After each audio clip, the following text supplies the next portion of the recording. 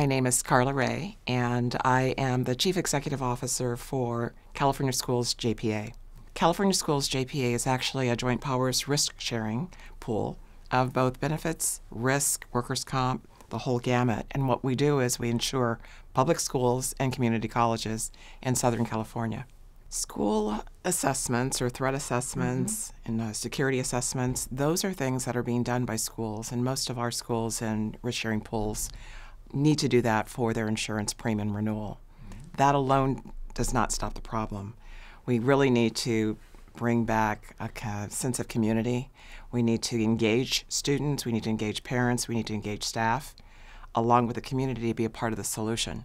There's a lot more that we can do. We can certainly step it up a bit, but the assessment alone, checking boxes, is not what it's about. As a risk-sharing pool, not only do we insure schools and community colleges, but we also want to make sure things don't happen. So it's about, yes, we provide coverage, but we also want to make sure that we try to find every possible risk exposure to keep it from occurring. So we have teams of people that go out to the school districts. We work alongside school police, school resource officers, teachers, administrators, to try to identify those risks within schools, work with the schools on vamping up policy, getting the message out. Training's really big, and I think there's a lot more that we can do there. We need to find a way to work together, though, with the State Department, because there's so many requirements coming out of the State Department of Ed. It doesn't always allow room for school safety at the school level. And so we need to find a way to bridge. And I think, when I think about summits such as this, there's certainly an opportunity to bring in other sectors, but I think also bringing someone in from the state so they can be a part of the solution and be part of the problem solving. Attending the summit today was really eye-opening. I think it's amazing that it had the spread, meaning that it was nationwide. It wasn't something just in Southern California or just in Los Angeles. It was really about anyone and everyone concerned about school safety. I think there's a lot of takeaways from it. I heard in every panel, I heard something addressed about mental health awareness and destigmatizing what we used to not want to talk about, because mental health was something you just kind of shoved on the rug. But it doesn't matter whether it's a student or staff. I think it's something we really do need to bring in the forefront. And you're hearing a lot more about wellness centers and really listening and hearing people. And I think that's part of that whole just mystifying the mental health and what people previously thought of that. I heard a lot about a sense of community. I heard a lot about engagement. I heard that we really do need to give our students a platform, but it needs to be one that's controlled, where we have the right people that are listening in the right environment. I don't support student walkouts, because from the other aspect, and being on the side that insures schools, having students walk out actually creates more of a problem, an issue for the schools. So that isn't something necessarily that is in the school's best interest or the students. But having that forum where we have parents and students and you're able to talk about issues that you're going to bring into the school so that together it can work, I think there's some room for that. I like the piece particularly because there is that misnomer that when you have media involved, that media wants to only report the bad stuff. So it was really nice and refreshing to hear them say, here's some best practices, invite us out, let us get to work with you and talk about all the good things that you do well before something more critical or sensitive happens. And in schools today, we're seeing so many more things that are occurring. And for me, when I looked at the Safe School Summit, and I kind of wondered, so what is this really going to cover?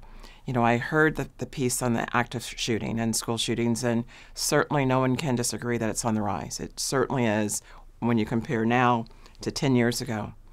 But it's not just school shootings, and I think in the first panel with the students, we heard about culture differences and gender orientation differences and racial differences.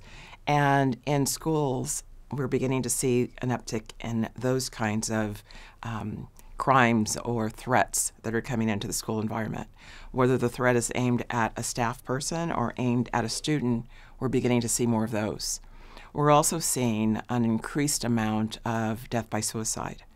And that is just, I can't get my arms around that. And when you look at why is that happening? To some extent, and we don't have the research to say to what extent, But we also heard the students talk about social media. And social media in today's world plays such a different role than I think any of us could ever have imagined. We need to find a way to make social media work for us and not against us. And right now, that's contributing to the factors. Joint powers authorities are present in every state, pretty much. In California, however, we probably have the most in Northern and Southern California, and the majority of risk pools are nonprofit risk-sharing pools. There are some that are profit pools, but the good majority of us are nonprofit here in California. And we really work with our school districts and community colleges. We refer to them as our members. And the members pull together, they pull their resources together for a common cause. We purchase insurance. But in addition to that, we also don't really want the insurance to just be there to pay claims, because then the cost would go up, and that then kind of defeats the purpose of public education because the cost rolls out to the school districts. So what risk-sharing pools do is we also try to work with the schools to keep things from happening. You know, my team is out in the trenches working alongside schools. They call us when they have a problem. They call us when they want a policy reviewed. They call us to say what resources, who can we call? And we like that. We want to be alongside of them to help them and to identify any kind of exposure to keep it from occurring. So whether that be active shooter, we still have slips and falls, whether it be something dealing with environmental issues, it could be personnel issues, whatever it may be, the school doesn't have the insurance. They are either self-funded if they're really, really large, or for the majority of school districts who do not have insurance, they're part of a risk-sharing pool. Some schools may even purchase insurance directly. But the idea behind a nonprofit risk-sharing pool is they're going to get more for their buck, and it's nonprofit dollars, and so it's better for the district. We work with districts' policies that they already have in place. We also will identify new policies, but mostly we do all of this through what we call our Memorandum of Coverage. So kind of like an insurance company that would have an insurance policy, we're not an insurance company because we really are an extension of the district. And we're trying to ensure that whatever the school is doing, because we want to be a partner with the school. So whatever they're doing, we just want them to do it the best way and the safest possible way. So we typically will give advice and consult with them before they do anything, any main issue that could cause additional risk or harm to the district. Prior to coming into a risk pool, I actually worked in public education. I was a school administrator. And I sat on boards for groups like mine, and many over the years. And it was really through sitting on the board and being a part of the decision making at that level on these risk insurance pools that I really understood the value that they bring, and so with that, when the position we were looking for a new CEO and I was in the panel, someone had said to put your hat in the ring, and so I did, and 15 years later, I'm managing a risk pool.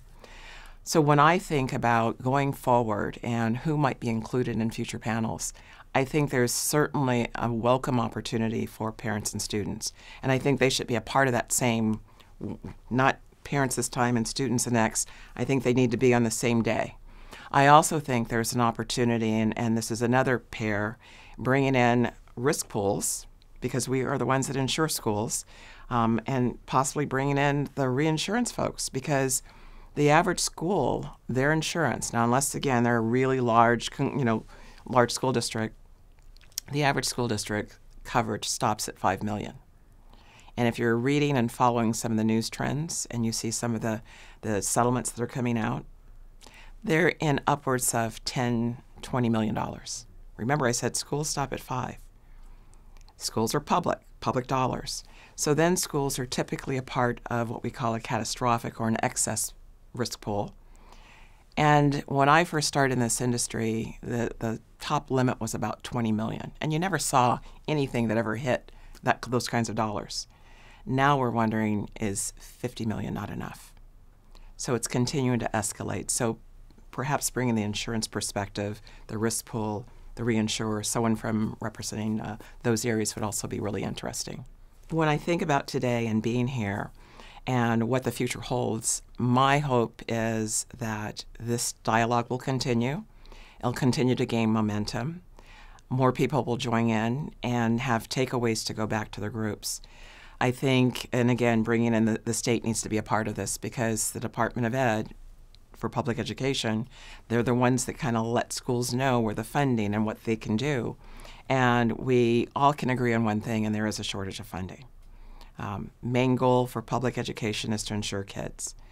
But we have a very high priority, which is to keep kids safe, and also at the same time keeps the staff safe.